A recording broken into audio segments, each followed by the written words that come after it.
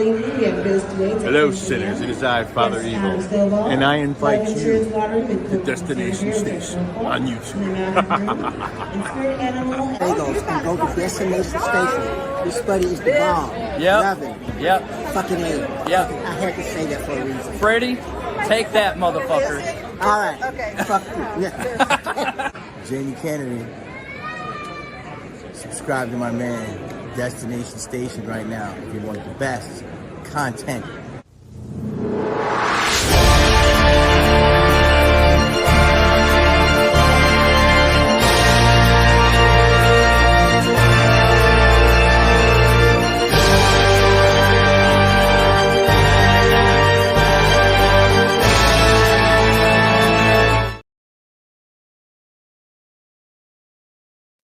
What's up? Welcome to the third episode of the Horror Hooligans. Tonight is about all 90s horror movies. That's what we're going to be talking about tonight.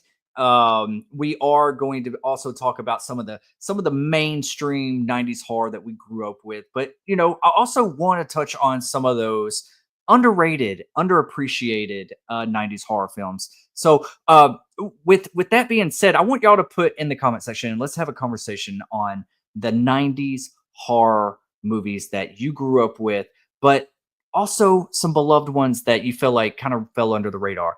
And you know I'm not alone because I'm not the only hooligan part of this. We got my good brother, Marcus. I shot him 6 times. Are you ready to be a hooligan and talk about some 90s horror tonight, man? Always, man. This is our bread and butter. This is our field of work right here. So excited to be here, and I'm excited to get episode 3 up and running and have a great conversation as we always do. Absolutely, man. Absolutely. I feel like tonight was just like, you know, we're just kind of getting our feet wet just a little bit, kind of turn on some music real quick, kind of give it a little bit of a vibe up in here. Because, man, I don't know about you. Well, I do know because we talk about it all the time, but 90s horror movies are just like special place in my heart, man. Like yep. I grew up with these. I feel like 90s was like not just peak on horror, but peak cinema as well, because the cinema was just great, you know, like even like the action and the comedies that came out. I've just felt like we were in a really good era that just knew exactly how to really set a vibe. And this is, you know, the peak of Wes Craven. Well, I don't know. He had his peaks a few other times too, but he resurfaced here with Kevin Williamson with his writing in a number of different, you know, horror movies. You know, that kind of gave that sauce to these horror movies. Yep. So one of the best writers of all time. So glad he's back for Scream 7. But tonight, you know, I know that we're going to talk about it, but I'm going to go ahead and get this out the way, and then we can move on to some other stuff. But like I don't want to cheat on this, but it has to be mentioned, and then we can move past it, okay? Scream 1996, man, was a special time in my life because I almost felt like I was too obsessed with horror. I loved Nightmare on Elm Street, you know what I mean? I told you like my entry was Nightmare on Elm Street 4 and how that whole spill was. But then I started discovering Freddy and all that, and I know he originated in the 80s, but when Scream came out, it hit me at such a right age. I felt like my parents, my friends at school, my sisters, no one knew what I was talking about. No one understood it. But when Scream came out, I was like, oh, this movie is speaking to me because this is a horror movie for horror fans. And that's what really, like, I almost related to Randy like way too much. You know what I mean? Like he was our horror nerd, right? Mm-hmm. And it just Scream was just such a juggernaut of the 90s horror. So I remember seeing this several times in the movie theater. I took a few people to go see it. They loved it. I remember it leaving the movie theater and then coming back, and I would go see it again because the movie theater is somewhere I would hang out at every weekend. It was like attached to like this bowling alley and the skating rink. They were all like connected. Nice. And there was like hallways that would go to all three. So I would just have my parents drop me off with my friends, and I would just, go see horror movies. Everybody else would be going to see whatever, is out for that weekend, and I'm over here going to see Scream. And it was, like I said, it was a juggernaut, and among others that came out. I Know What You Did Last Summer. You got the writing of The Faculty that came out soon after that. I mean, it was just there was a certain flavor of sauce that Kevin Williamson brought to characters and to the fresh writing, and it's like he understood horror. And man, what a time to be alive, man. And yeah, how do you feel about Scream? And I Know What You Do. Are you kind of right there with me, or? Oh yeah, absolutely. Scream, as you know, is my second favorite franchise in horror, period, and stuff like that. But why Scream I felt like is so special. Now, I unfortunately didn't get to see the original Scream in theaters. I didn't get to watch it until it went to cassette. My mom had bought it, but I never forget, because everybody knew who Drew Barrymore was. You know what I mean, and stuff. And I remember the movie comes on, and it's just like, oh yeah, it's Drew Barrymore and stuff like that. And then you see what happens to her, and it's just like, whoa, like, wait a minute. Even I, as a kid, knew how big of a star she was at that time. Right. So who's this main character now we're following? And then we get introduced to Neve Campbell, who I knew from Party of Five. Yes, I used to watch that growing up and stuff like that and stuff. And it just, with Wes Craven behind the director's chair, those wide shots, the cinematography. I always go back to the outside shot of Casey's house before we go inside, before she picks back up the phone after hanging up the first time. Kevin Williamson, genius character work. He made us intrigued with a character that we didn't even get to meet. We just heard of in Maureen Prescott. Mm-hmm. You know what I mean? And then you have all these other characters with her daughter, Sydney, her husband, Neil, Sydney's boyfriend, Sydney's best friend, and Stu, her best friend, Tatum. You got Randy. And I think why it really spoke to me is seeing how much they brought up the other horror movies. Billy in the beginning saying, Freddy, I like him. He's scary. You know what I mean? You got them watching Halloween on the TV screen. It catches your attention real quick. Absolutely. Yes. But for me, why it really stood out, and I knew it was special even as a kid, and I wanted to go see the second one. I made sure if there was a second one, my mom was going to take me to go see that second one or whatnot. But it's the mask and the voice. That was something that we really didn't have before. That's why Freddy stood out among Jason and Michael, because he talked. Mm-hmm. Then we get Ghostface, and it's like, man, that's a cool ass robe, that's a cool mask. But then the voice of Roger L. Jackson, it's just like, it's captivating. And then because of Scream, we got all this influx of other pretty good slashers, in my opinion. I Know What You Did Last Summer, Urban Legend, and then even somewhat into the sci-fi realm. I don't do sci-fi like that, but I watched The Faculty, and I love The Faculty. You know what I mean? So in the 90s, it just, especially in regards to like shock television and doing stuff differently and doing stuff that wasn't the norm, I felt like horror movies, especially slashers in the 90s, that's definitely where they got that inspiration to make those movies that way, is because that's where society was at the time. We wanted to be shocked. We wanted to be, we wanted that Macaulay Culkin face from Home Alone. Yeah. You know what I mean? And stuff like that. So Scream, just like Halloween was in the late 70s, early 80s, Scream set the tone for how 90s horror movies should be done and should feel like. And couldn't be more thankful for it. Love it. Yeah, man. And mentioning The Faculty, man, like another Kevin Williamson, just creative written script with like great characters. You get to like know these characters before anything really gets to happen. Yep. Some of them are assholes, some of them are nerds. You got your your cliche characters, but man, the way they're brought to life with such great actors and such a great script, that's what made that, man. Like and then you had, you know, Robert Rodriguez. You know, he was kind of peak around that time. He was doing From Dusk Till Dawn. Yep. You know, and then him coming on board to do The Faculty, I think he kind of gave it a little bit of that flavor as well. Just the mixture of Kevin Williamson and Robert Rodriguez. I thought that was a great powerhouse, and I'm so glad that we are getting a Faculty movie back. But I hear it's a remake instead of a reboot. Not really thrilled about that because I feel like there's more to be told with those characters. I kind of want those characters to be back. I don't know how you're going to compete with that, but Robert Rodriguez is involved with it. So I just would really like Kevin Williamson to come back and write something for The Faculty. Maybe whenever he's done with his screen stuff, you know, maybe he can go work on that with Robert. But you know, even you said you're not big into sci-fi. You know, like I felt like sci-fi was becoming less weird in the 90s and more a little bit more mainstream, especially in the sci-fi horror. You know, I wasn't the biggest sci-fi fan either, but whenever it had sci-fi horror elements, I was.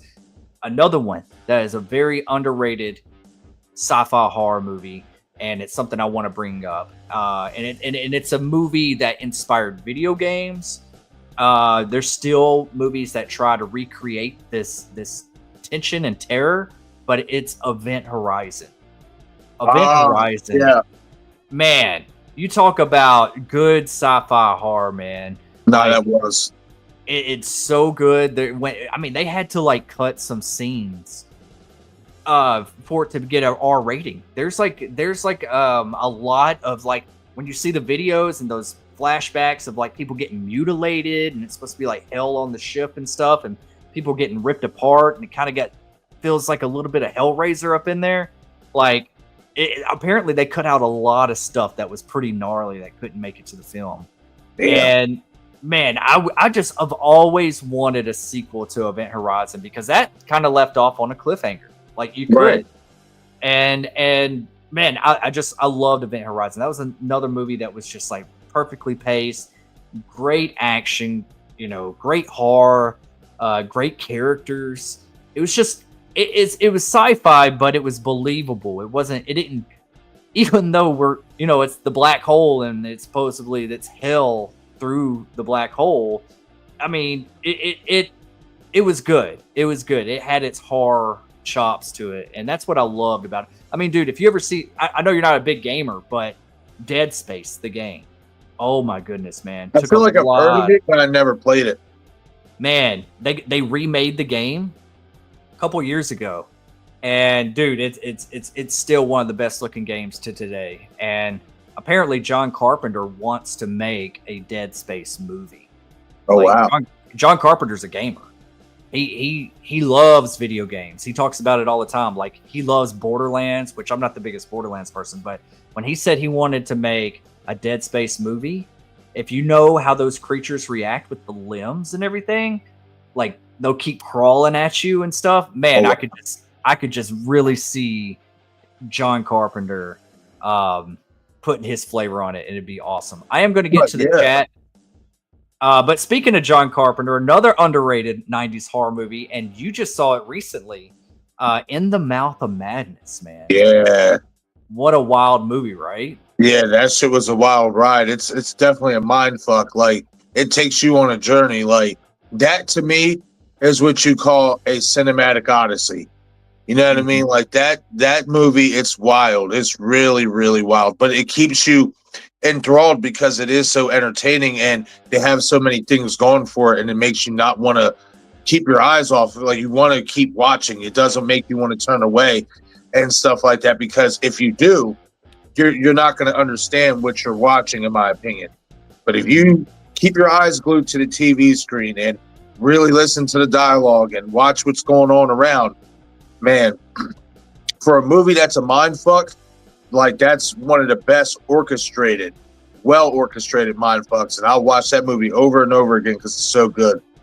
Yeah, it is. It's just a good time, man. And even every time you see it, man, even that ending, you almost forget about it while you're watching it. Every time I watch it, I'm like, oh yeah, it ends like this. It's just like, it's one of those movies that just does something to your brain that, at least to me, I'm kind of like, oh yeah, I forgot the layers that it goes here. Like it's deep. It's real deep. Let me get to the chat real quick. We got Leonia here. Hey, looking forward to the live. Good to see you. DJ, go DJ. That's my DJ. Hell yeah. We got King Matthew the Third. Good to see you. I did place this earlier before we started the live, just to kind of give you something to piggyback off of. King Matthew the Third says, my number one pick for 90s horror film has to be Candyman, 1992. What a great one, Matthew. Man, I remember that movie scaring the living daylights out of me because my sister and my parents rented that. And just that opening scene, man, that just scared me to death. Like him showing up in that mirror like that. Oh, man. Something about that score of that movie and then the voice, just the darkness of like the tension. Like you feel the dread in that movie. Yeah, you absolutely do. Like, and then Tony Todd, like the voice, like you said, that voice, like, be my victim. Like, yeah, it just fits in to what everything Clive Barker wanted to do with that movie in terms of capturing the feel of ugh. You know what I mean? Like, it just did, man. And fun fact about that, I'm sure you know about this, but if you don't, the bees that were in his mouth, they were real. They were just de-stung. Like, well, I heard he did get stung a bunch of times. Like he got so much money for every sting that he got. See, I heard that they basically the ones that were in his mouth, from what I saw and heard, they de-stung him. Like that's yeah, I could see that because I wouldn't want to get stung in my throat or my mouth. Or right. Yeah, but maybe the ones flying around him, they probably decided to, you know what I mean? Yeah, you could do that, but the ones that are in your mouth, like, no, we're going to de-sting them and we're just going to make this a few seconds. I can't remember if it was like 1,000 or like 10,000. I think it was like $1,000 for every sting that he got, and he got a lot of stings. And I think that's just on top of his salary because they wanted to. I mean, think about it back then. Like, think about if they would have used CGI bees back in the day. It would not look right to today. It would be like, it looks so cheesy. It looked worse than, the newer one. Yeah, for sure. There are elements of the newer one I do like. It didn't hit the potential that it needed to. Mm-hmm. But as far as like the story and stuff like that, there was a few things I did like, but there were some things I didn't like. It's a mixed bag for me for sure. Right. But I'm like, man, it's so close to greatness and y'all just kind of did some dumb shit. Yeah, basically. Yeah. But yeah, Matthew, Candyman 1992 is a staple. I remember that movie being talked about all the time. You don't really hear a lot of people talking about it now, but they should. They should. I think that they need to make, which is hard because Tony Todd's not with us anymore, but to make a real new Candyman, a true adaptation. I think that'd be great. Oh, absolutely. And I think the reason why a lot of people don't talk about it now so much is because of the success of Scream in the late 90s horror. The late 90s, because early to mid 90s, Candyman was kind of like how New Nightmare was. We got those every once in a while bangers that kept us on our toes, but those were the only ones that was kind of breaking new ground at that time. Once Scream came out, that just broke a whole bunch of fucking new ground, especially for slasher whodunits and stuff like that. So I want to say it's kind of easy to overlook movies like Candyman and New Nightmare because of Scream and stuff. But definitely before those movies like Scream and I Know What You Did Last Summer came out, the early 90s had some pretty good bangers too. You gotta remember them. That's all it is. Yeah, for sure. I think that like maybe it was just, when Scream came out and everything, like things kind of got a little bit more brighter and more fun. I think Candyman is a great horror movie, but it was a little too dark. It was a little too much dread. There was no fun to be had in those movies. It was all about death. Like it was when and then we started getting the fun, urban legends. And I Know What You Did Last Summer and Scream and all this kind of stuff. Yeah, man. But still very, very. It's classic, but it's also underrated in many ways. Yeah. We got Val. What's up, General? I know what you did last summer. The Frighteners and Stir of Echoes. Frighteners and Stir of Echoes are definitely on my list. Definitely on my list because I know you haven't seen the Frighteners, right, Marcus? No, I haven't. But Stir Echoes is my shit. Stir of Echoes is my shit. Is my shit. I feel like that's one of the better ghost story movies. Yep. Another one that had great score and soundtrack to it. It had a great feel. It was a unique way of you told a story. Kevin Bacon killed it in that. Yeah. When the little kid in the bathtub, what does he say?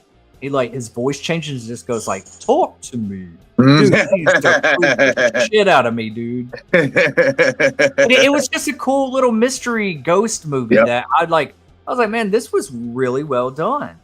And man, I love Stir of Echoes. We're gonna definitely have to resurface those. I haven't never seen the second one. Doesn't the second one have Rob Lowe or something in it? I didn't give the second one a chance because it didn't have Kevin Bacon. Yeah, same, man, same. But I've always wondered, is there anything to enjoy about the next one? But probably not. I didn't hear anything. The Frighteners, though, man, you got to see the Frighteners. That is one that is very much underrated. Now, it's more in the fun. It's dark. It gets dark at times, but it's very special effects heavy. Think of kind of like Ghostbusters, but rated R version a little bit. It's and before Final Destination, before death came and killed somebody, you actually see death floating around, and people would have numbers in their head and be like, "Oh, that's the next person that's dying." So Michael J. Fox's character only sees the numbers in their forehead, and he's trying to save their life, but they all think he's crazy. But he can see death coming for them, and he's trying to save them. It's good, man. Sounds pretty banging. That sounds like a nice blend. Yeah, man, and it's kind of epic. It gets a little epic near the end and dark. And yeah, man, I think Robert Zemeckis, he directed that movie, so it's definitely got he did Back to the Future and I'm sitting here like, who the fuck is this guy? Oh yeah, Robert Zemeckis. I think he did Forrest Gump. He's done a lot of big movies. I think he did Polar Express. He's done a lot of stuff with special effects and cool camera tricks and stuff like that. But man, Frighteners definitely underrated, man. And man, it was one of the last movies I remember seeing Michael J. Fox in before he got Parkinson's disease and stuff. And yeah, we're definitely going to have to watch that. We're going to have to do a watch party of that. Matthew says the only 90s horror film on the thumbnail I have not seen is Urban Legend. I may have to go and watch it since it seems like a cool man. You talk about a cool movie. A cool movie? Bro. That's probably one of the best. Honestly, okay. This is oh man, I can't believe I'm saying this. Oh shit. Okay. I love Scream, obviously, and I Know What You Did Last Summer. But as a slasher movie that fits and just, I feel like it's perfect in the sense of a slasher whodunit, I kind of feel like Urban Legend's better than I Know What You Did Last Summer. No, I agree. Do you agree? Okay. I was so scared because I'm really looking forward to the new one. But if you go back and you really watch it, I Know What You Did Last Summer. I feel like I Know What You Did Last Summer was luck because, for one, it had Kevin Williamson on the writing, and two, it was right behind Scream. So it's the new hot thing, and these characters are the up and coming actors at that time. Urban Legend had great actors in it as well, but man, it just had a different sense of flavor to it. Like the Urban Legend stuff, some of the horror icons that are in it. It blends the scary, the good kills, and the whodunit element, and it's another one of those movies that has a really good vibe to it, Right. And man, I love Urban Legend. I want to rewatch. I rewatch Urban Legend very often. See, the thing about Urban Legend for me, why I would put it ahead of I Know What You Did Last Summer, is because they had so many more characters that you were interested in. Yeah. I Know What You Did Last Summer, it was just those main four characters and the killer. And maybe Max. You know what I mean? But Max didn't last too long. You know Right. what I mean? And stuff like that. Like in Urban Legend, you had all of your protagonists, you had your friend group, then you had Yeah. Professor Wexler, Robert Englund. You had the janitor, who was your like big red herring. You know, stuff like that. Like even the dean, you had Loretta Devine's character, the security guard. Like they had so much more range with their characters in their cast. You know what I mean? And stuff like that. And plus, I know what you did last summer. What they did a good job at was still making it feel like a whodunit, even though you know who was the killer. But Oh, you knew? Oh, I know what you did last summer. Gotcha. yeah. You knew who the killer was, and I know what you did last summer. But because they covered his face up really well, they still played into that whodunit aspect, which actually was pretty cool how they did that. But Urban Legend was like a true whodunit, just like Scream. Like, you know what I mean? It kept you on your toes as to who the killer could be. And I love the whole parka and the blackout Scully mask. You can't see the face. And another thing, you could hardly even see the eyes. Right. You know what I mean? They did a great job of covering up the identity of the killer. And the cast was great. You know what I mean? The score, everything, the cinematography, the setting. I love the whole Pendleton College setting and everything like that. Oh, bro, the acts, like they did everything great. And then you had Brad Dourif and Robert Englund in that movie. Danielle Harris, too. And Danielle Harris. You know what I mean? Like, you had a lot of the horror icons of today. And a good soundtrack. Yesteryear. And Jared Leto. Yeah.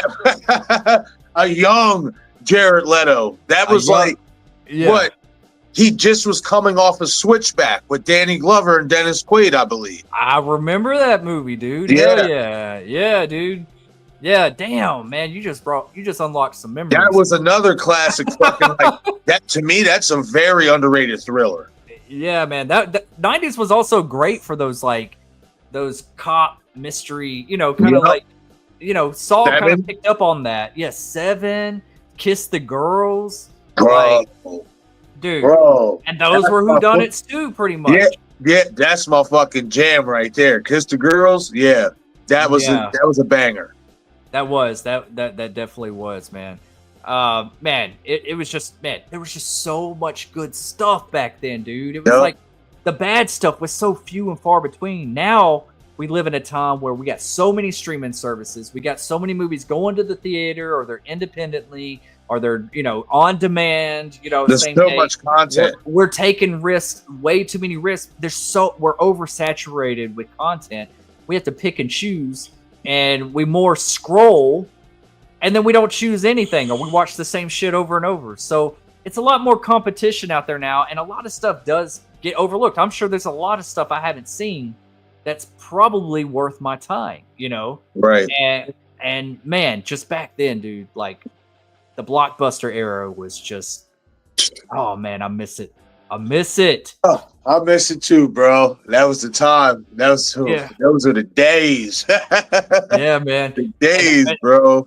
And Urban Legend, man, I'm so glad they're bringing it back. And I know that they're supposed to be doing like internet Urban Legends or something. That's like, I don't know how that's going to work, but I just hope that we go back to what the original was and keep that costume. So basically, from what the preliminary draft sounds like, anyway, it sounds like some unfriended type of shit. Man, I hope they don't go like that, man. I hope they don't go in that route neither. But as soon as I hear like cyber, internet, you know what I mean? That's what I instantly think of. Now, maybe could they do like a internet slasher, something like that? Yeah, you know what I mean? I mean, maybe turn something like that into an urban legend type feel. Yeah, I mean, I can see that, but man, I feel like there's too much potential there to do a reboot with some of the original characters that you had. You know what I mean? That you should focus on that and not something new, and then maybe do that and then focus on something new. Because I would love to see Alicia Witt return. Yeah, me too, man. Me too. Bring back Jared Leto, which he probably wouldn't do it, but he thinks He thinks he's too big now that he played Joker. I know he's going to come back. But, bring back Loretta Devine. Yes. Who else could you bring back? I mean, you could really bring back Rebecca Gayheart. No spoilers or anything, but, Right. You could bring back the janitor. So, yeah, man. I think there's a way to do it. One thing that would be kind of wild, because, the second movie, Urban Legend, The Final Cut, kind of takes a movie making approach to it, which it had great potential, but there was just certain things that for me it just kind of fell flat by the end. It wasn't as cool as the first movie in my opinion, but it would be cool if they did bring back a legacy, because we're not talking about the third one, No. But if they bring back a legacy sequel and they kept it a sequel to the second one, but what if we had two killers and we got both costumes in the movie? That would be kind of crazy. Ooh, I wouldn't mind it. I guess because you say it that way, to pay homage to both movies. But I ain't gonna lie, man. What are those fucking things? What do they call those people who do the swords and shit like that? Oh, was it is it sparring or? Yes, the sparrers. I guess they call them. Let's just call them the Three Musketeer bitches. Yeah, let's just call them spars. I hated that mask in the second one because that's what it reminded me of. Yeah, and I'm just like, it wasn't scary. Right, you come off of this one with the parka. It was simple. The parka was simple. You had basically the Scully. You couldn't see anything, but it had an aura to it because for the most part, all you saw was the fur around the parka, and you didn't see nothing else. Right. I mean, it was kind of like blacked out, and I thought that was so fucking creepy and cool. You know what I mean? Too. And then you go to this conquistador looking shit. You know what I mean? Like dead ass serious, bro. I'm just like, I thought it was D'Artagnan. Bro, for real, you know what I mean? So if they're gonna do it that way, to where there's two killers, and even if you update it a little bit, the second mask, you know what I mean? I'm down for that. But at the same time, I wish they just would have went with a different mask in that second one, man, because you know what? No. Fuck that. If we're going to do two killers, have two motherfuckers in the parkas, bro. That'd be cool. Well, okay, sick. Just to throw an homage, let's say it's set around Halloween or something, and somebody's wearing that costume or something, and shares our main cast or something with it. Just kind of throw a little homage to it, and then maybe that character gets killed by the one in the original. That would be cool. Yeah, right? I like that idea.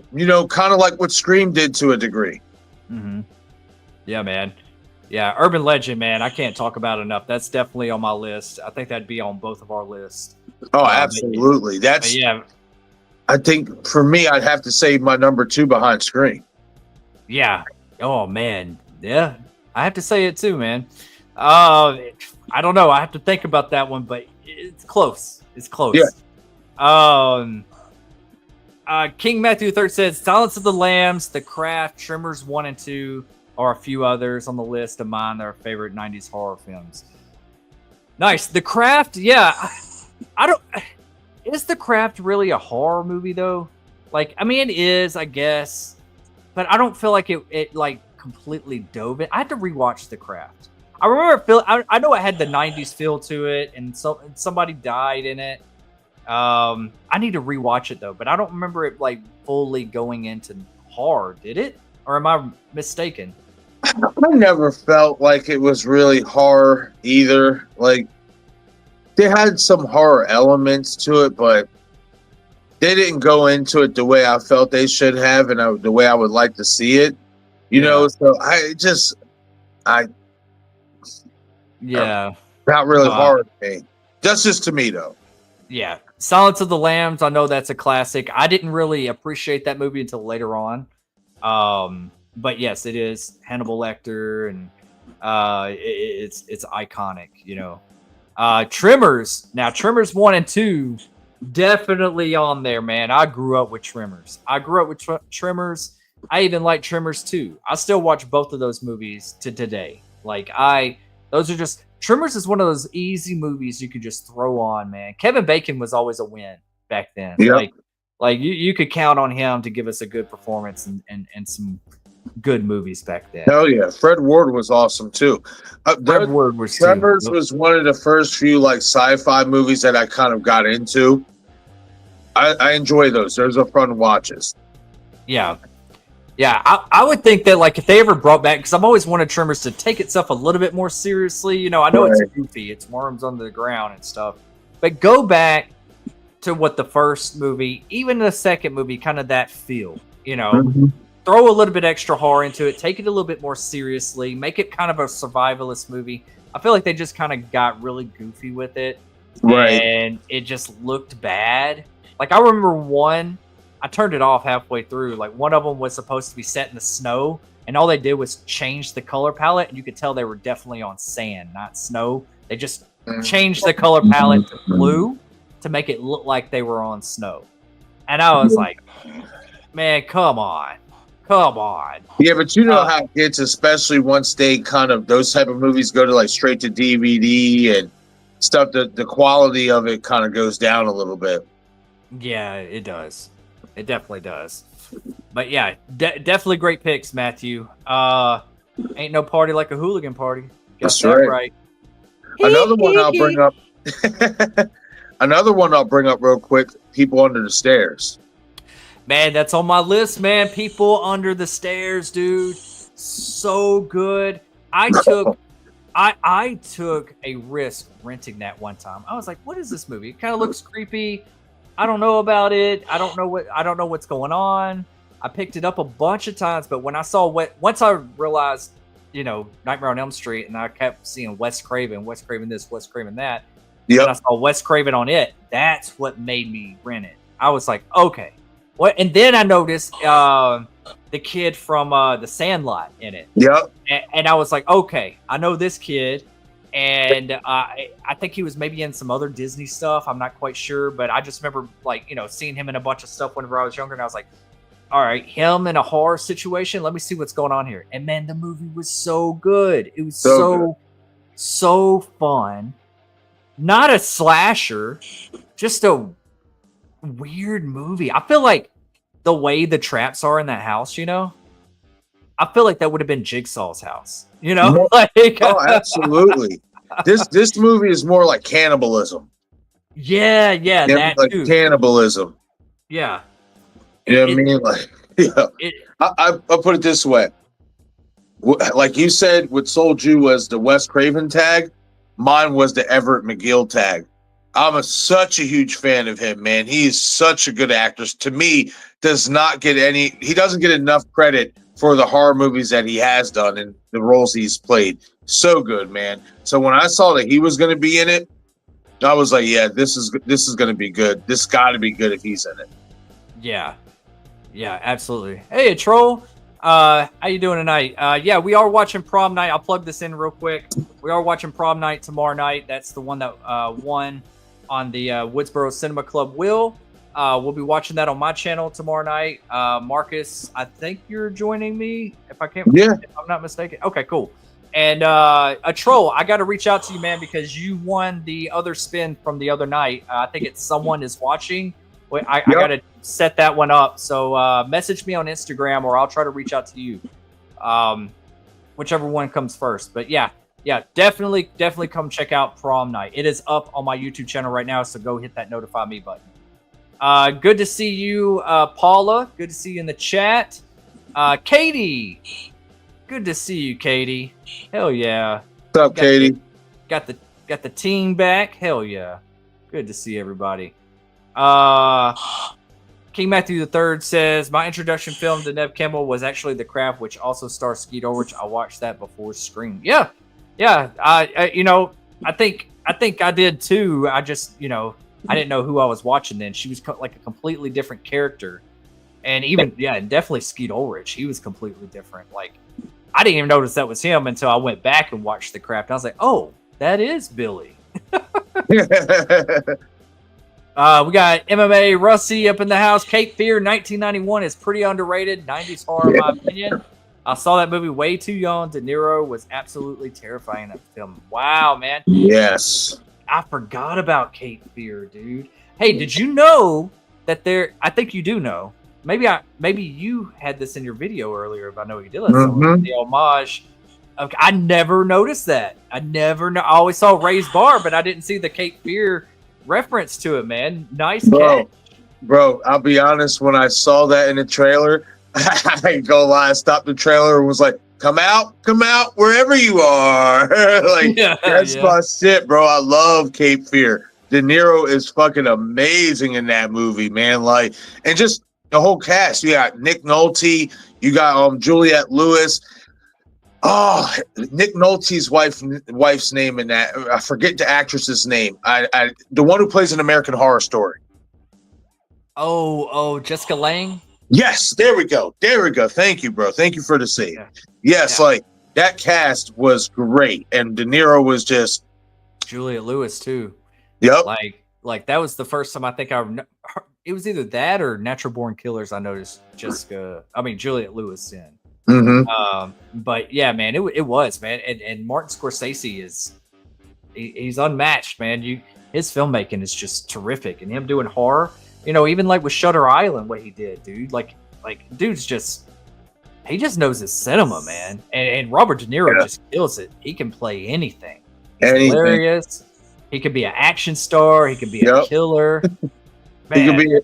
He could be an angry father trying to keep Ben Stiller away from his daughter. I'm watching you. I'm watching you. Yo, the face. Let's go. I'm watching you, fucker. Bro. Fucker? I said fucker, actually. Yeah. Bro, you nailed the fucking facial expression. That's golden. You're upsetting Jinxie Poo. Oh, my boy say, you tried to milk him, didn't you, you son of a bitch? Yo, classic. You can milk anything with nipples. I got nipples, Greg. Can you milk me? Oh, man. Oh, shit. Dude, they were such assholes to Ben Stiller's character. I was like, damn. I would have been like, yeah, this ain't going to work out, girl. Yeah. Oh, man. Gotta love Meet the Fockers and Meet the Parents. Absolutely, man. Absolutely. Stop it. Yo, that's exactly how he'd be looking too, yo. Yeah. Oh, that's gold. Yo, I'm watching you. Hell yeah. Nice. I didn't even know I could do it until now. Yeah. Oh man, you're gonna have to cook that shit out. No, I might do that. There were a lot of good movies in the 90s. Yes, there was. Absolutely. Oh yeah, Event Horizon is my jam. Another movie that I feel like doesn't get enough love, and I don't think you've seen this yet either, but it is on the radar to watch, is The Mangler. No, never heard of it. Excuse me, I had to sneeze for You're good, bro. Bless you. Gesundheit. Yeah, The Mangler. Ted Levine is the detective. You got Robert Englund. I think it's another Toby Hopper movie. I remember that movie just like The Machine coming alive. I think Robert Englund was like the CEO guy. It's another movie I need to rewatch because it could be horrible. I can't remember, but I remember loving it when I was younger. And I still remember that trailer too, because it was I think it was on from In the Mouth of Madness and stuff like that. So I always remember seeing that trailer before the movie came on. I was like, I gotta see that movie. That looks wild. But yeah, The Mangler, man. Mangler was such a good time, dude, from what I can remember. Definitely got to give that one a rewatch. I have to say it, man. Some people might not think it's underrated, but I think it's highly, highly underrated. And I got to talk about my movie, Wes Craven's New Nightmare. Oh, yeah. Man, before Scream, I mean, a kid of my age shouldn't like New Nightmare as much as I did, because a lot of people's complaint was that Freddy wasn't in it enough. But coming off of Freddy's Dead and going into New Nightmare, different tone. That's whenever I knew I liked a more serious tone and good characters and clever twists and writing and stuff like that when I saw New Nightmare. I was just glued to the movie screen. I snuck into that movie And I remember just sitting in like the first seat I could get into, and I was just glued to it, man. Even though, you know, it took a long time to get to the Freddy stuff, dude.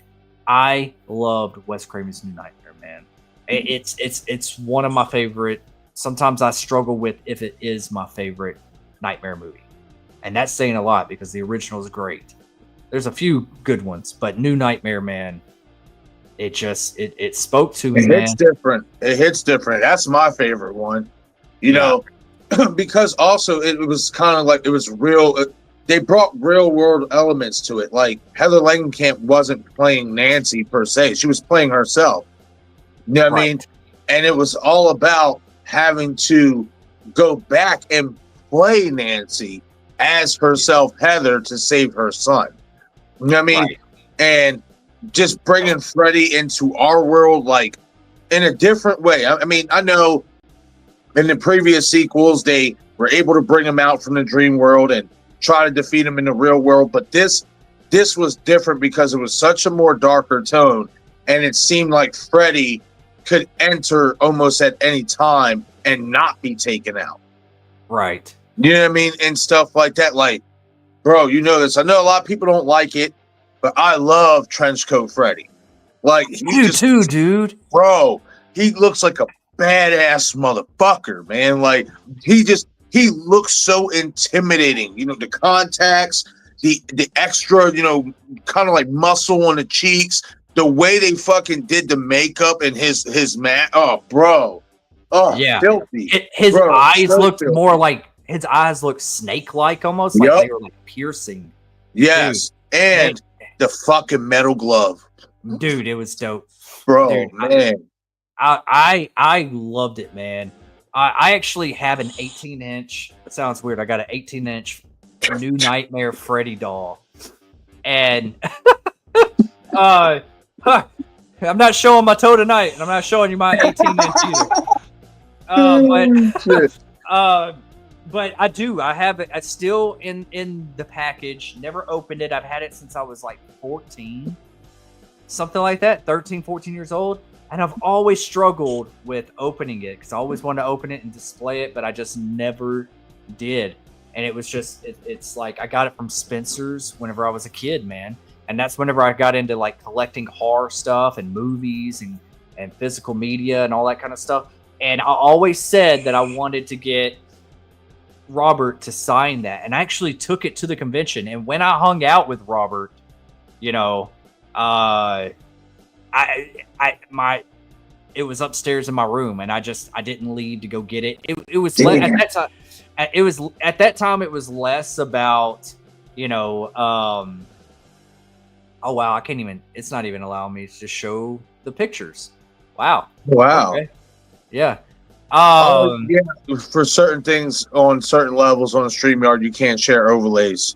Yeah, but at that time it was more about the experience of hanging out with him and picking his brain a little bit and just hanging out and living in that moment, then getting something signed by him. So, so I just stayed put and just didn't go up there and get it. It was just, you know, it was just sir. more. All I'm saying is, Robert's going to be in Kentucky, and I know second chance. A second chance. You know, here it goes, bro. Come on, man. You know what I mean? Get that bad boy signed. Like, you've had that shit for over 20-something years, bro. I know. Like, I know, man.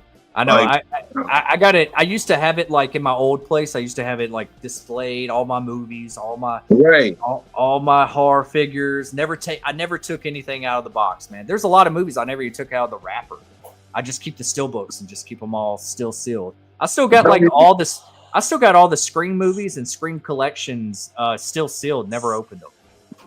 Bro, honestly, especially if you're not, I want to say you're not going to watch them. But well, I own them on digital. I already own them on digital. That's what I'm saying. If you're just buying them, especially for like physical media purposes, they're better off just looking how they came on display. Right. Exactly. I'm just not going to open them, man, because they're just right. There's no point. They'd just be taking a risk of getting scratched up or something. Right. But yeah, we got Gory up in the house. What's up? Good to see you. Paula says underrated. Shriek if you know what I did last Friday. I think she meant 13th and not the 23rd. But I know what you mean. Yeah. She said 13th. All right. Yeah. Actually, I want to rewatch that. Once we get closer to getting more buzz for Scary Movie, because Scary Movie reboot is coming out next June. So think about it, dude. The end of February, we're getting Scream 7. Right after that, dude, they're supposed to be going back to bringing the OGs back for Scary Movie. And that's what Marlon Wayans has been saying on a lot of podcasts recently.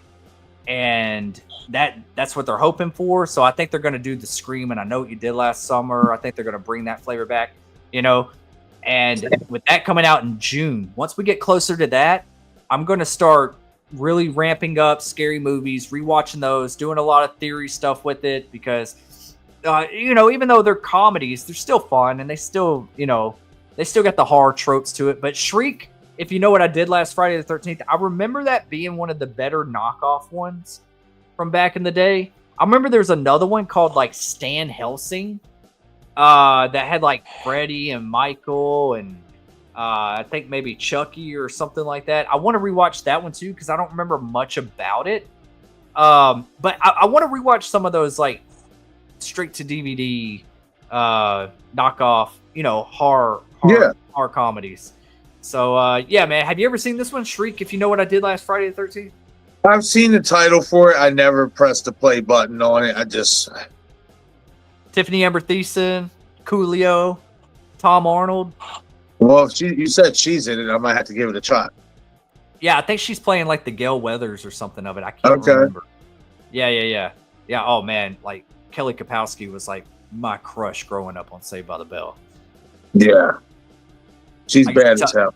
When my friends be over spending the night and we wake up and we watch Saved by the Bell or something, I'll be looking at her. I said, "Don't you be looking at my Kelly." She has I'm about to say she has her own like show on a cooking network. Yeah, dude, she does a lot of stuff on TikTok and yeah, she be throwing it down in the kitchen. Yeah. She does. She makes some good stuff. She does like food reviews too.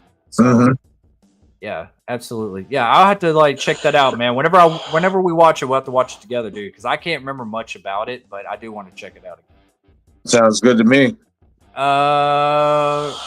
Wait, Val says they used a dental dam for the ones in his mouth. Only know this because I looked it up for trivia. Wait, what did I miss? I'm talking about the bees in Candyman's mouth.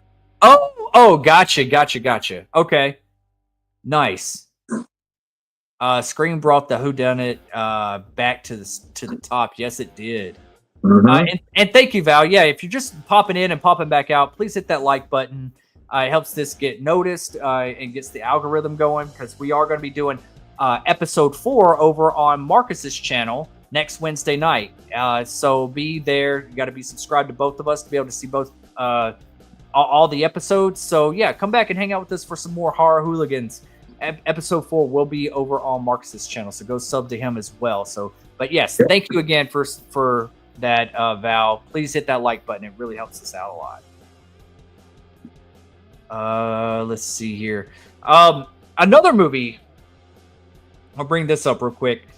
Another movie that I feel like it means a lot to me because I went to the theater to see it twice, and it just speaks a lot of 90s nostalgia for me, and it's a great Halloween feel kind of movie, and I watch it almost every year around Halloween, and it's Sleepy Hollow. Oh, you're talking about the one with Christina Ricci and Johnny Depp, right? Yeah, man. And Christopher Walken, yeah. Yeah, man. I just feel like that doesn't get talked about enough, and I think that's like, that movie's like cinematic gold, in my opinion. I feel like the movie looks great, feels great. It's got layers that you didn't expect a Sleepy Hollow movie to go. It gets dark. They could have went, PG-13 with it, but no, they went almost a hard R with it. There's some evil shit in that movie when you get to the third act. So, man, I really like Sleepy Hollow, and I think that maybe that's the reason because they did have a Disney version of it, we kind of heard about it through, school and stuff like that. And I think like a lot of people were expecting it to be a little bit more lighthearted because it was Tim Burton. Right. And I guess moms maybe taking their kids to go see the movie and they're like, oh, it was a little too dark, Yeah. maybe that's why it wasn't, as well received. So, but I still think it's a great movie, man. I love Sleepy Hollow. It still looks good. I'll say this. My moms didn't think this shit was too dark. We watched that. We went right to the theater and watched it. Look, it was good, man. I enjoyed it. You know what I mean? Like, I love movies like that where it has like those type of woods where it's really foggy.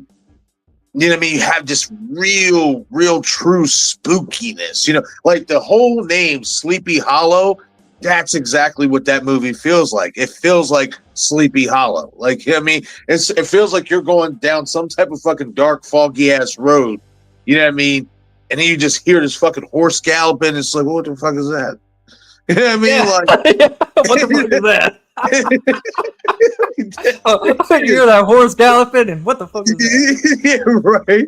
You know what I mean? It's stuff, and they just did a great job with that whole ambiance in that movie. And I'll say this, man, that was actually one of the more anticipated horror movies of the late 90s. Outside of Scream, outside of say Scream 2, because Scream 1 got out there by word of mouth. But outside of Scream 2 and the I Know What You Did Last Summers and stuff, Sleepy Hollow was one of the more anticipated horror movies coming out in the late 90s. I remember being a kid going to the mall with my mom, and as soon as we walked into the movie theater, they'd have banners with Sleepy Hollow. You have one with Christina Ricci's eyes on it, Johnny Depp's, Christopher Walken. They had their own separate banners. Like, bro, the promotion on that shit was wild. Yeah, it was, man.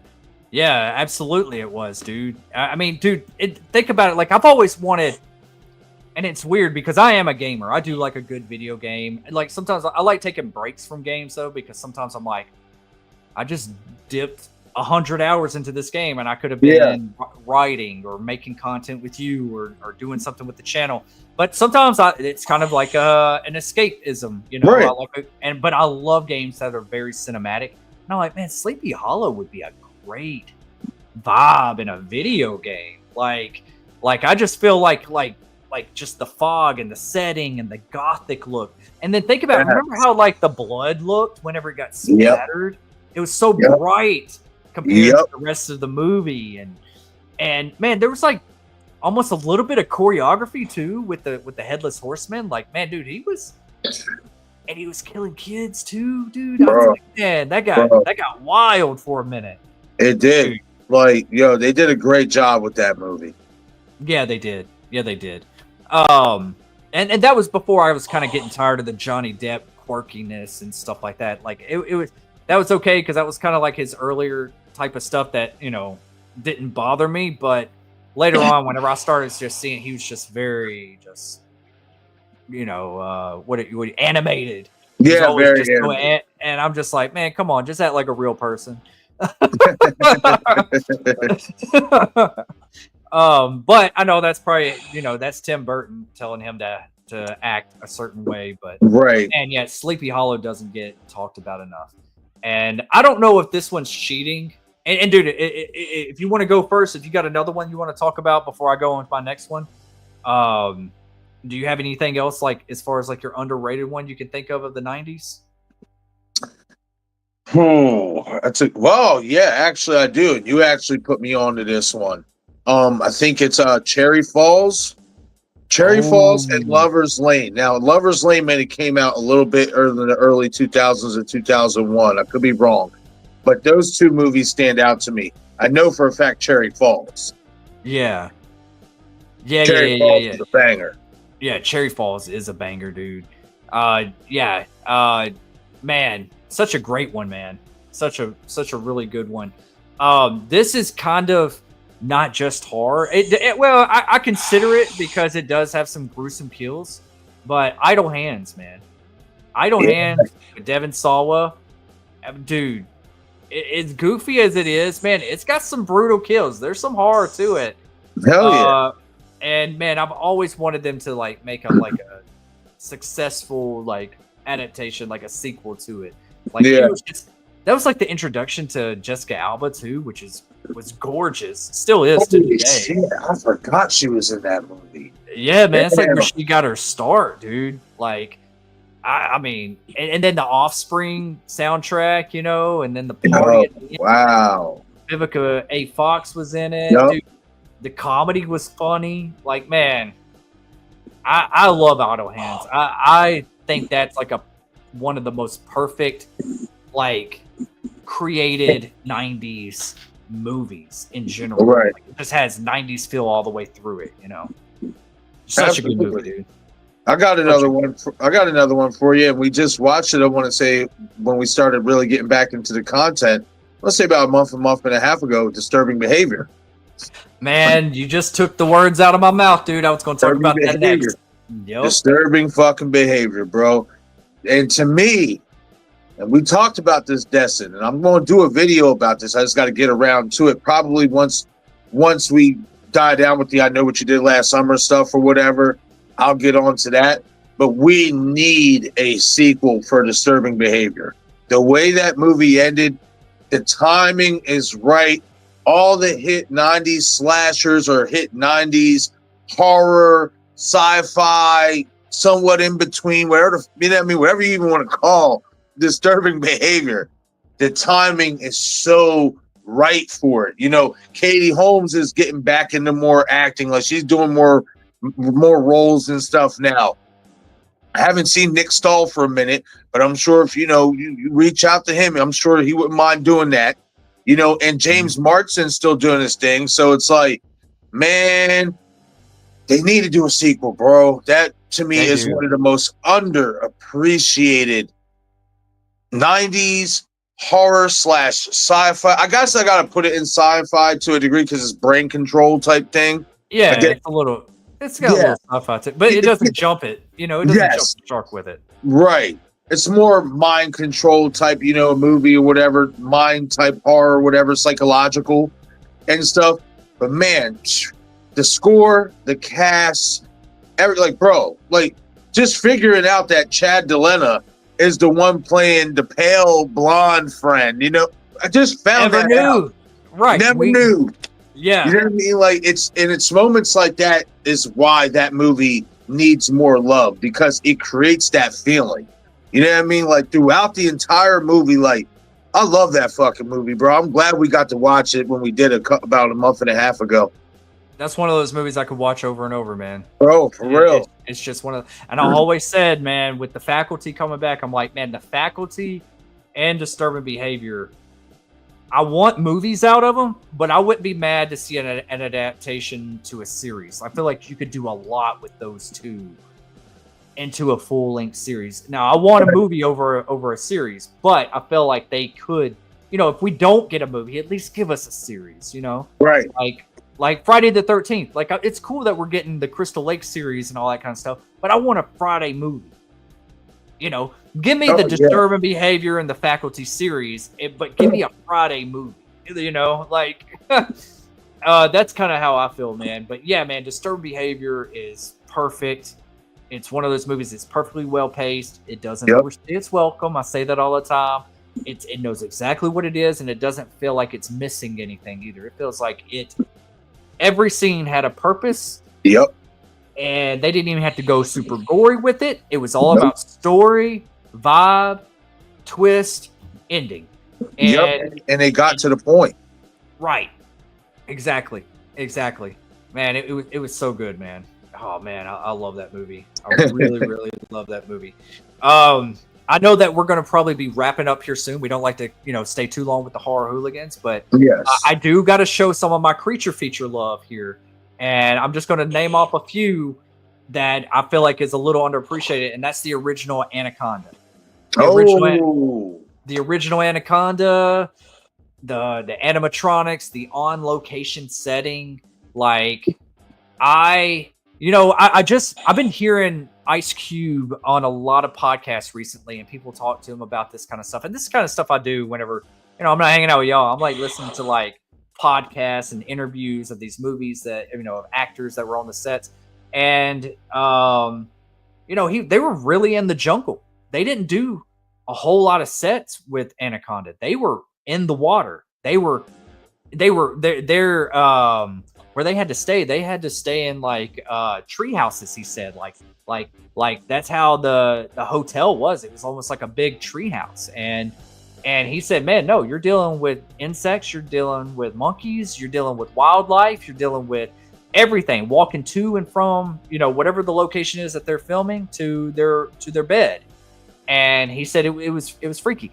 And that goes into, and I'm not going to talk about this too long, but have a chance. I've already seen it early, but Jurassic World Rebirth, you can tell that's one thing that movie has going for it, is they actually filmed that movie in Thailand instead of on a movie stage. And you can tell that they're on real locations. Wow. So that's why I kind of like it. It kind of felt more back to basics. Even though it's a basic story, there's not a whole lot to chew on there as far as like, it does feel repetitive, like we've been here, done that kind of thing. But the directing that Gareth Edwards gives that movie, I'm like, man, this feels like a 90s creature feature movie. And that's what I liked about it. Right. And the dinosaurs and stuff looked good. And back then, Anaconda looked good with the animatronic. Bro, that shit was scary as fuck.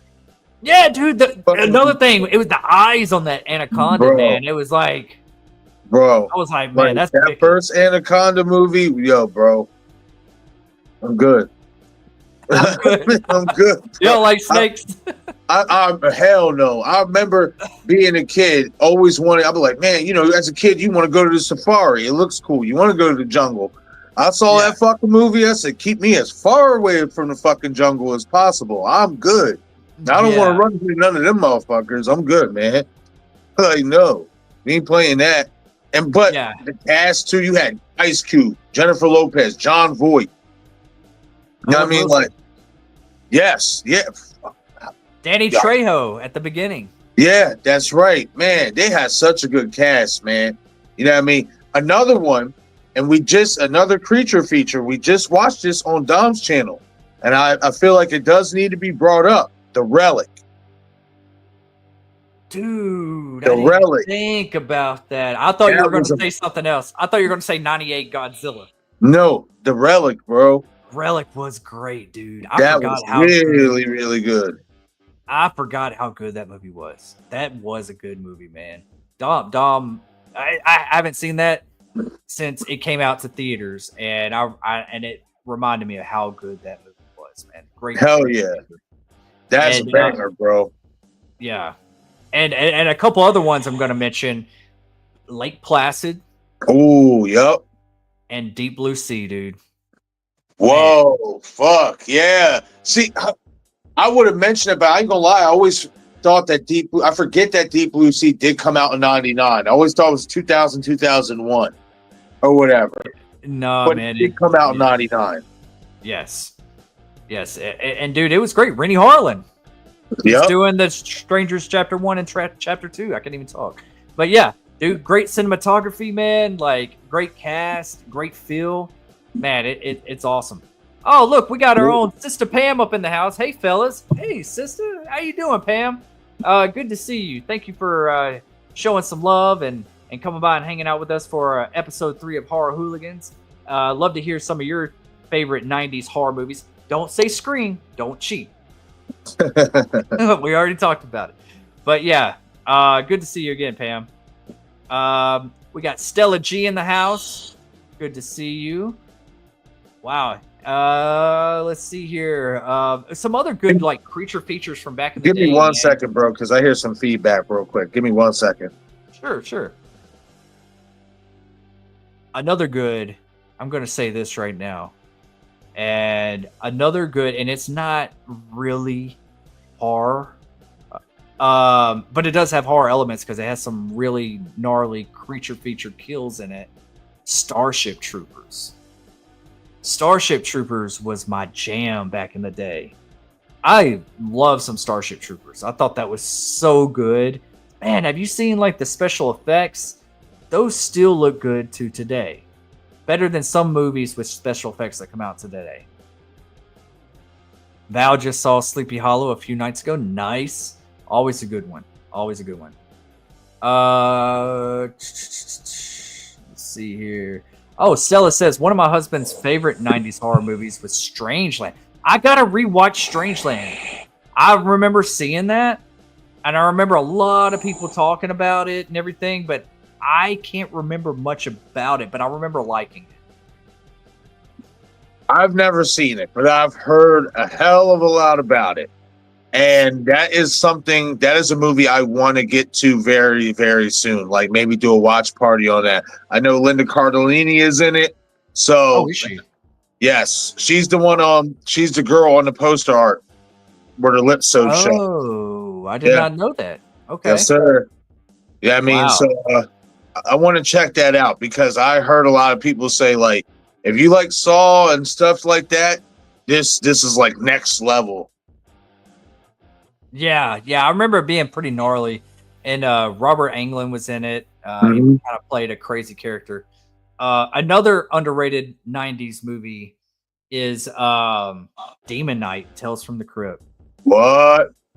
My shit. That's my shit. Bro. To me, that's the best Tales from the Crypt movie they did. Yeah, dude, absolutely. It's probably the best Tales from the Crypt thing they Yeah. ever did, in my opinion. I mean, Bordello of Blood, it was too cheesy for me. You know what I mean? Like I liked it, but it's just too cheesy. You know what I mean? Like I was hoping they were going to be a lot more serious with that vampire movie and stuff like that. And what I wish they would have did with that, they definitely made up for it with Demon Knight. That was awesome. Well, Demon Knight came out first. It did? I always thought Bordello of Blood came out first. Demon Knight came out first because I remember when Bordello of Blood came out, and I was like, "Oh, Corey Feldman's in this," and I was thinking, the Lost Boys and all that kind of stuff. And Right. I watched interviews of of them talking about like working on the set of Bordello of Blood. The main vampire girl, I can't remember her name, but the main Angie Everhart. yeah, that was Stallone's girlfriend at the time. Yep. He talked her into like getting that role, and then what's his name? Dennis Miller. Is that his Dennis name? Miller. Yep. Yeah, he was not a fan of being a part of that movie at all, and I heard he was like a pain in the ass to deal with on set. Like he didn't Oh, yeah, like. I heard stuff about that too, and in my opinion, you can kind of tell in the movie he didn't enjoy it. Yeah, man, he just seemed like he was phoning it in. You know? You just took the words right out of my mouth because that's always how I felt about his performance in that movie. It's just like it's just really catty. Yeah, for sure, man. If they would have kept that same dark tone as Demon Knight, even Demon Knight had some comedy in it here and there, but it took itself a little bit more serious and had a flavor and fun to it. And when it was, wicked, it got wicked, So I just wish it had that same tone. And like Demon Knight, bro, and you got to think of the cast they had in that bad boy. You had William Sadler, Jada Pinkett, Billy Zane, the bull who plays the sand creature in Spider-Man or whatever. I forget his name. Yeah, the Sandman. You got him. What's his name? Thomas Hayden? Is it Thomas Hayden? Yes. I think it's Thomas Hayden Church. Maybe that's it. Yeah. So. I think that's his name. But they had a nice cast in there, bro. Like a really good cast. You know what I mean? And everything. They had their funny moments and stuff, but for the most part, it was serious. And that's why I liked it, man. It wasn't like Bordello of Blood. Bordello of Blood was just too tacky, man. Yeah, it was a joke. It was a joke. Yeah, it was. And that's the perfect example. They put the comedy before the horror instead of the horror right comedy, and it just shouldn't have been like that, And it wasn't even that funny, It wasn't even that funny. Dennis Miller was never really that funny. I know he was supposed to be like a comedian, and he blew up in the late '90s or mid '90s and stuff. I never thought he was that funny. I never did either, man. I always remember him at the opening of Joe Dirt. What I always remember him from? What? Fucking Monday Night Football. He was a commentator. Oh, was he? I can't remember that, man. Nope. And he lasted, I think, 1 or 2 seasons, and then he was done. Yeah. Did he ever do any Miller Lite commercials? No, I don't think so. I don't remember that. No, I don't. Because I remember they used to do the Budweiser thing for Monday Night football or whatever, you know. Yep. Like, but yeah, man, I think he was just wrongfully cast. Like no one cared that he was there. Just he should have been replaced, or they should have went in another direction. Now the idea was pretty cool, you know, like the idea was like really cool how they took the coffins down and Oh all yeah. that kind of stuff. I was like, oh man, that's neat. You know, it kind of has like a haunted house type of vibe to it. It's just, man, it just, eh. Felt like a straight to DVD movie. Yeah. If it didn't have pretty girls in it, I wouldn't have cared about it. Yeah, right. That's like the best part about that whole movie. Yeah, It's exactly. fucking Corey Feldman. What do you say? 2 chicks. Now that's cool. Yeah, he was really cool. He said that he couldn't understand like Miller's hate for the movie. He's like, we're on a Universal movie. What's that Right. hate? Like, you should be thankful to be here. This is a big budget movie. And Miller just didn't. Well, if you didn't like the script, you shouldn't have accepted it. You know, you Right. shouldn't have been there. I feel like some people look at a script and they have an imagination inside their head of how they see it playing out. And then once they start getting things on camera, he realized real quick. I feel like he might have realized he was out of his depth, because that's not what he does. That's Right. That's not the type of movies or type of whatever that he does. You know what I mean? And stuff. So once I think it was out of the realm that he even thought it was in, you know what I mean, and stuff, I feel like he just said, you know what? Let's just take the paycheck. Let's just get through it. And then whatever happens, and let that be that. Yeah, exactly. Yep. You can always tell when these actors don't have their heart into it. But Stella said, Dee Snider from Twisted Sister plays the villain of Captain Howdy. Yeah, from Strangeland. Yep. We're going to have to watch that. Val said Auto Hands is such a great watch. Paula, you got to see it. Yeah, Matthew, we're about to wrap up anyways. But yeah, thank you for everyone coming to be a part of this tonight. One movie I am going to leave y'all off with tonight, and it hasn't been mentioned. I'm surprised Marcus hasn't brought it up, because you talk about it every now and then. And that is House on Haunted Hill. Yeah. Man. 99. Yeah, Holy shit. Yeah. Yep. Fuck. Yeah, man. That was a good remake. Yeah, I thought that. I remember that and End of Days coming out. Oh. Like, and I remember, man, Oh. just both of those movies were just like, man, this is exactly. I miss movies being like this. Like, there's a certain feel about them, you know? And we're kind of getting that back. We're kind of getting you know, a lot of this stuff is getting rebooted. You just gotta make sure that it's gonna feel right. And I hope Scream 7 feels right. I hope I Know What You Did Last Summer is gonna feel right. Urban Legend, when it comes across, like, man. But House on Haunted Hill was such a good time. That was another movie that, like, it was horror, great characters, great directing, great actors. But it balanced that horror and comedy pretty well. It was a fun movie. It did. It really did. Had a prime Famke Janssen. Yeah. Like, oh, yeah. I would say they had Ali Larter in that, too. If you like Famke Janssen, you need to see her in Deep Rising, dude. That's the first movie I saw her in. I know you haven't seen it. Another great, I'm going to put it here, 90s horror creature feature. That's the first movie I saw her in before we saw her in House on Haunted Hill. So, yeah, dude, we got to do a watch party of Deep Rising. Really fun creature feature horror. Okay. Yeah, and she's beautiful in it. Therese. Yeah, go ahead. I got one I'll leave off on. And to me, the reason why I put it in the horror realm, because it is a whodunit and it is more psychological horror. The fucking Bone Collector. Damn, dude, I want to rewatch that. I haven't seen that since it was in theaters too. The Bone Collector, bro, with Denzel and Angelina. What, to me, one of the most underappreciated, most best kept secrets about the late 90s. That movie is one of my favorite whodunit, murder mystery, psychological horror films. Like, bro, awesome. Like, love it. They did them so good back then, man. That's like that's up there with like Kiss the Girls and all that, man. Yep. Like, dude, man, I gotta rewatch that movie. I have not seen that movie in so long, but I remember going to theaters and watching that. Hell yeah. Yep. Damn, dude. So Hell that's a Bone great one. Collector, bro. That was my shit. Arachnophobia also was a good one. I've never seen it. You never seen Arachnophobia? Oh, dude. They're supposed to be making a remake. I think James Wan is supposed to be making a remake, dude. Seeing him doing some spiders. Oh my goodness, dude. We might have to watch Arachnophobia. What's his name who plays the Warlock? What's his name? Oh, I know you're talking about the guy with the blonde hair, right? Yeah. He's in this movie. We're gonna get this. Jeff Daniels is in it. You got John Goodman in it. Dude, Arachnophobia is one of the best. And it takes itself pretty seriously. It's not like over the top stuff. It looks like real spider. I think they did use real spiders, but dude, it's good, man. It's really good.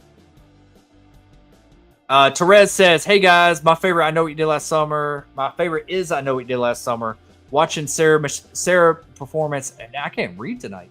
Sarah's performance as Helen Shivers was just pure bliss, just iconic. Discovered this channel from Twitter. Oh, great to have you, Therese. Awesome. Yeah, stick around. We do Horror Hooligans. Go subscribe to Marcus on I Shot Him 6 Times. His link is down in the description. And thank you for being here. We're glad to have you. So, yeah. Oh, yeah. We do a lot of watch parties as well. So we do the Woodsboro Cinema Club. So, yeah, come hang out with us for a little bit. Glad to have you. Everyone give Therese a warm welcome. Julian Sands. Julian Sands, yeah, because he passed away not too long ago, right? I believe so. Yeah. Man, dude, we got to watch Arachnophobia. I'm about to write that down because he passed away in 2023. Yep, I knew it was pretty recent. Wow. Yeah, he's that's another movie that it felt real, man. I remember watching that, and it's PG-13, man, but it's creepy, dude. It's like the way the lighting is when these spiders are just crawling and stuff, and man, it's just dude. This shit make me itch. Yo, bro, for real, shit. That's one thing. With creature features, especially like that one, like spiders and shit. I'll watch it, but most of the time, I'm probably just gonna be like, ugh, yeah. And okay, so we're gonna wrap it up on this one, but I am gonna mention one more because I cannot not mention this one. And I know I'm missing some because you talked about Bone Collector, which was a great one. It made me start thinking about Nicolas Cage's movie 8mm. If you ever seen that? Ooh, classic. Yeah, classic. Dude, that was a real wicked one that I would like to rewatch. I remember it being kind of a hard watch to watch, but I remember it being good as far as story goes. But I have to mention, and I do not see enough people talking about this movie, and I don't even know if you've seen this. I don't even know if we've even talked about this, Marcus. The movie Ravenous. Have you ever seen Ravenous? No. No? Oh, dude, it's so good. Great cast. David Arquette's in it. Oh. It's like what is it? The oh man, I can't remember the era. It's like I think it's like the early 1900s or no, I think it's more like 1800s. Ravenous is so good, man. Yes, Stella. Yeah, it's I remember they're at this outpost and they're all kind of they're kind of the ones that that I can't remember if they did something wrong in the war, and so it was their punishment to go to this outpost. Right. And this guy comes across, and he's like, everybody that I was with is up in the mountains, and he gets them all together at this little village or at this outpost, this military outpost, and he bands everybody together to go and find his people, and they go into this cave. And dude, they realize that they're dead. Oh, and this was a setup to bring them all there so he could kill them. Dude, It's a good one, man. And it's a survival type of feel, and it's got cannibal shit in it too, man. So it's kind of like a crossbreed of Hills Have Eyes and Wrong Turn. Yeah, but not. They don't look like that. They look like they don't look like that. But just some of the elements, like the cannibalism and the way he lures them in and stuff, like. Yeah, dude. Yeah, it's like that, but it takes itself a little bit more seriously. You're going to see a lot of notable actors in it. Very well cast. It seems like it's all on location too. Dude, I remember seeing it in theaters, man. It's such a good one, man. We're going to have to rewatch. We're going to have to watch that. I want you to see that movie. That is a good ass movie. And the way the movie ends, it's one of those endings that just sticks with you, dude. You're never going to forget the ending of this movie. Like, it's just wild, man. But yeah, Ravenous is definitely one that I felt like fell under the radar for a lot of people. Love that movie. But that's the last one I have on my list. You have anything else before we call it a night? I don't think so. I mean, oh man. Yeah, we just watched it. Brain Scan. Damn. Why did I not think about Brain Scan? Brain Scan, bro. You just put me onto that shit a couple weeks ago. Yo, that shit. Baller, bro. Why did I not think about Brain That movie, Scan, dude? especially with the whole, you know what I'm talking about, with the voice in his head when he's going to do the deed. I'm right there with you, bro. Like that shit was something different. I like that a lot. And it was a lot of fun. I feel like, it is. It's a lot of fun, and it goes wild near the end. Yep. And man, Brain Scan, dude, I almost want to like bring that aspect back, like that POV shot. You kind of hear that. Like, I want to see that I want to see that done more in movies, you know. And man, it might have to be something I might toy with my writing when I start writing a serial killer script or something, you know, after I'm done with my vampire one.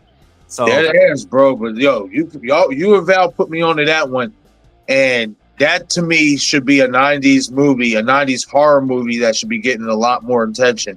That movie's great. What if I pulled the audio from Brain Scan and I put it into the beginning of Halloween, and it seemed like Michael was being talked to? Now grab the knife. Now go up the stairs. Bro, that'd be tight. Dude, I like that. Just to see kind of like how it would blend together. Yeah, right? Yo, that would be fucking tight. I wonder if that would go viral. That would be kind of probably cool, would. In all honesty, like shit, man. You know, you already know, especially like them type of edits and stuff, they do really well. You know what I mean? When you do edits and stuff like that, if it crack, it's gonna crack. Right. Yeah. You never know. Yeah, Neil McDonough. Yeah, he's also in it too. You'll notice him. He's got like really blue eyes. I think he was in Walking Tall with The Rock. He was the bad guy in that. I think he. Oh yeah, fucking the real life fucking Beavis from Beavis and Butthead, the real life one. Wait, was he? No, I'm just that's what I call him because he looked just like him. Oh, he looked just like wait, him, bro. Did I miss bro? something? I never forget when I saw him in that movie Walk and Talk, because he was in something else. It was a TV show that was a hit. That was a hit for like a season, 2, 3, maybe 3 seasons on NBC, and then it went off the air. And I remember he played in that movie with The Rock, The Rundown, or whatever. No, was it Walk and Talk? Walk and Talk.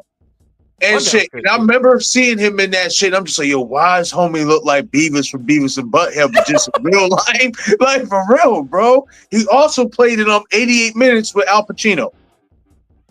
Oh, okay. Yeah, dude, he's been in a lot of stuff, dude. He's been in a hell of a lot of stuff. Dude, he's just one of those actors that, like, he just has that wild look. I'm always like, man, he'd play a good killer. But he's in Ravenous. He's in Ravenous. Oh, I'm gonna say this. I'm gonna say, have you seen 88 Minutes?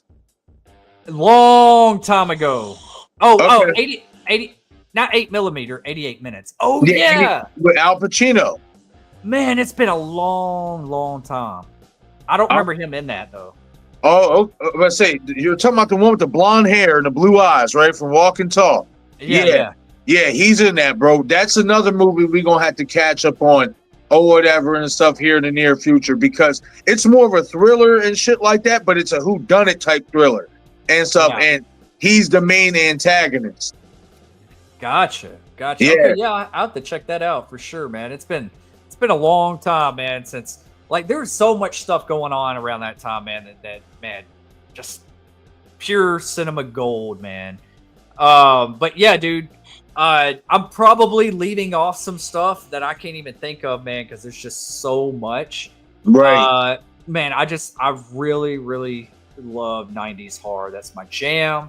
Those are like the era of movie. That's like the decade of movies that I find myself returning to and watching more. You know, I know a lot of people are 80s horror, and I love 80s horror too. But man, 90s was just, man, I feel like every genre was just peak at that time. In my opinion, every like action, you got Speed, you got, you know, Armageddon, you got The Rock, you know, like you got Terminator 2, man. Like, man, I don't know, man. Some of the, if you go to IMDb and you see some of the top movies, you're going to see a lot of 90s movies that are like top tier on that. Oh, absolutely. For sure. Shawshank Redemption. Oh, shit. Yeah. Shit. Billy Madison. Mile. Oh, Billy Madison. Happy Gilmore. Waterboy. Yeah, Waterboy. We were talking about that the other night. Yep. Val says, make sure to join us for the watch party at prom night tomorrow night. Yes, come back. Check it out. You got the link right here. Thank you, Val, for putting that in here. We will be watching prom night tomorrow night, 8 p.m. Central. Be a part of the Woodsboro Cinema Club. And at the end of every episode, we do spin the wheel and see what we're going to watch next. So come by, hang out. It is free on Tubi, so you don't have to pay a dime. You just got to hang out with us. Grab some popcorn, some drinks, and become a hooligan and hang out with us. That's all we ask. Because we got the best community on YouTube, and we're steadily growing. And we love y'all. Y'all are our hooligans. And I hope you enjoyed this third episode. Fourth episode will be on Marcus's channel next Wednesday night, 8 p.m. Central. So go sub to him. And I don't know when you'll have that up, but go ahead and go sub to him. Oh, I'll have that up tomorrow. I already know what we're going to talk about and everything. I just got to make the stream. Awesome. Sounds like a winner, man.